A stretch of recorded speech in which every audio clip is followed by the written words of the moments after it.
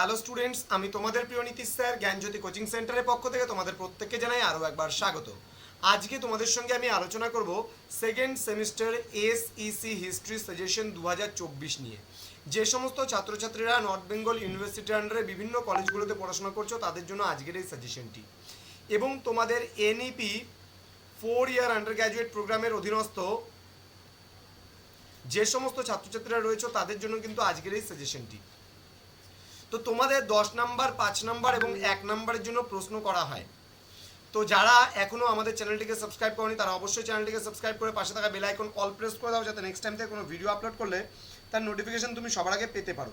এছাড়া তোমরা যারা ভাবছো যে অনলাইনে আমাদের সঙ্গে যুক্ত হবে বা কোনো অসুবিধায় তোমরা পড়ে আছো, তাহলে অবশ্যই আমাদের সঙ্গে যোগাযোগ করো। আমাদের অফিসিয়াল নাম্বার 7076398606 নাম্বারে অথবা 6295916282 নাম্বারে। তোমাদের টোটাল কোর্স ফি রয়েছে মাত্র 999 রুপিস। এই 999 বিনিময়ে তোমরা পাচ্ছ major, minor, MDC, VSC, Aisi, SSC পুরো প্যাকেজটা পাচ্ছ মাত্র 999। তো দেরি কিসের, আজই যোগাযোগ করো আমাদের সঙ্গে। চলো শুরু করছি। তোমাদের 10 নম্বরের যে প্রশ্নগুলো সাজেশনে থাকছে সেগুলো তোমরা একটু খাতা থেকে লিখে নিতে পারো।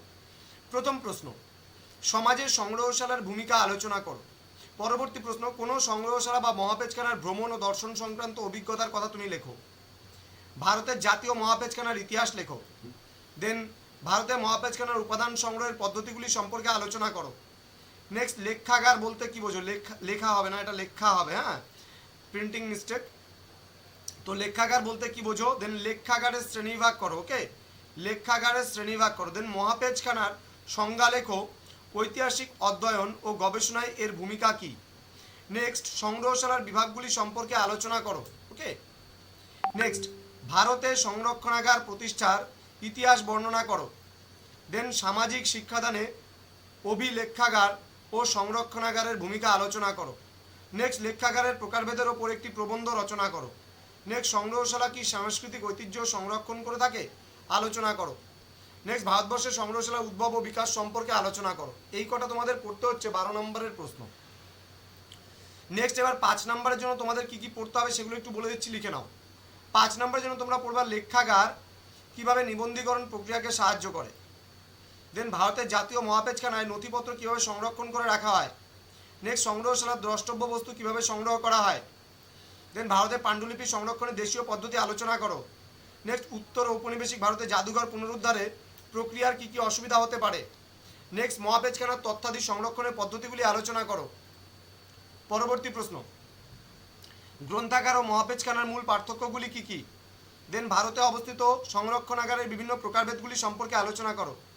নেক্সট, ইতিহাস গবেষণায় কোচবিহারের প্যালেস মিউজিয়ামের ভূমিকা আলোচনা করো। নেক্সট, কী কী সমস্যার সম্মুখীন হতে হয় জাতীয় মহাপেজখানার নথিপত্র সংরক্ষণ করতে। নেক্সট, সংগ্রহশালার বিভিন্ন কার্যাবলী লেখো। নেক্সট, ইতিহাস অধ্যয়নে সংগ্রহশালার গুরুত্ব আলোচনা করো। নেক্সট, লেখাগারের কর্মপদ্ধতি উল্লেখ করো। ওকে, নেক্সট হচ্ছে সংগ্রহশালার প্রকারভেদগুলি সংক্ষিপ্ত আকারে আলোচনা করো। নেক্সট, লেখাগার বা মহাপেজখানায় ডিজিটাল প্রযুক্তির ব্যবহার কিভাবে হয়ে থাকে তা আলোচনা করো। নেক্সট, সংগ্রহশালা নির্মাণে দান বা উপহারের গুরুত্ব নিরূপণ করো। তো স্টুডেন্টস, জ্ঞানজ্যোতি কোচিং সেন্টার অফিসিয়াল ইউটিউব চ্যানেলে তোমাদের প্রত্যেককে আরও একবার স্বাগত জানাই।